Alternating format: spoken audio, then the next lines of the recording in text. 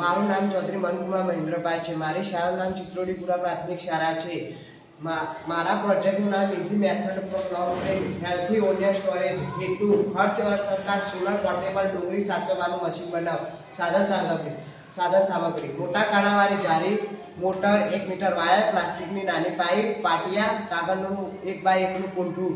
સમસ્યા નિવેદન. ભારત અને અન્ય વિકસિત દેશોમાં લગભગ 40 થી 80% ડુંગળી વિવિધ કારણોસર બગડી જાય છે અને તેનું મુખ્ય કારણ યોગ્ય સંચાલન અને સંગ્રહની અવૈજ્ઞાનિક પદ્ધતિ છે. તેમજ કુલ સ્ટોરેજની કિંમત કુદરતી વેન્ટિલેટેડ સ્ટોરેજની કિંમત કરતાં લગભગ 10 થી 12 ગણી અને સ્ટોરેજની પરંપરાગત વૈજ્ઞાનિક રીતો કરતાં 20 ગણી છે, જે ભારત જેવો વિકસિત દેશના ખેડૂતો માટે ખૂબ ઊંચી છે. આ સમસ્યા ખેડૂતોને મોટા નાણાકીય નુકસાનના પરિણામો, ભારતમાં મોટી સામાજિક અને આરોગ્ય સમસ્યાઓમાં પરિણમે છે. પ્રોજેક્ટનો ઉદ્દેશ. અમારો ઉદ્દેશ સંગ્રહ સંબંધિત સડો અને નુકસાન કાપસણ પછીના ડુંગળીના જથ્થાબંધ સંગ્રહની ઓછામાં ઓછા ખર્ચે સોલર પોર્ટેબલ ઓનિયન સિસ્ટમ આધારિત સ્માર્ટ પદ્ધતિ દ્વારા ઉકેલવાનો છે. બનાવવાની રીત. પ્લાસ્ટિકના મોટા ગાળાવાળી જાળીને 1 ફૂટ વ્યાસના ગોળાકારમાં જોડો.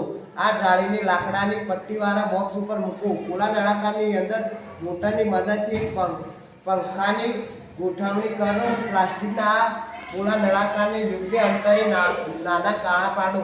સોલર પેનલને મોટર સાથે જોડો. આ મિકેનિઝમ મોટા પ્લાસ્ટિકના કાણાવાળી જાળી વચ્ચે ગોઠવો. તેની આજુબાજુ સંગ્રહ કરવાની ડુંગળીનું સ્તર બનાવો.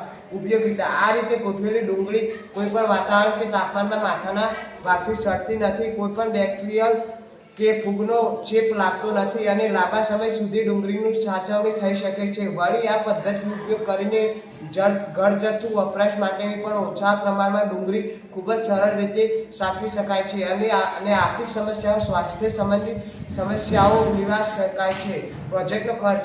તારની જાળીનો 150 રૂપિયા, મોટર 30 રૂપિયા, પંખો 5 રૂપિયા, કલર પેન્સિલ 30 રૂપિયા, 2 ફૂટ પાઇપનો ટુકડો 65 રૂપિયા, ડુંગળી 150 રૂપિયા, કુલ અંદાજિત ખર્ચ 430 રૂપિયા.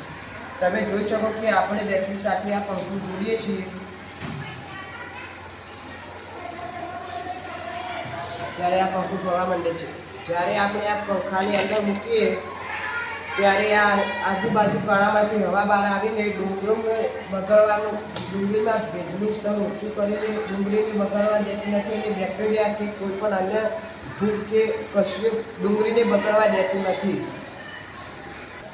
આ રીતે આપણે સોલર પર ચાલુ કરી શકાય છે.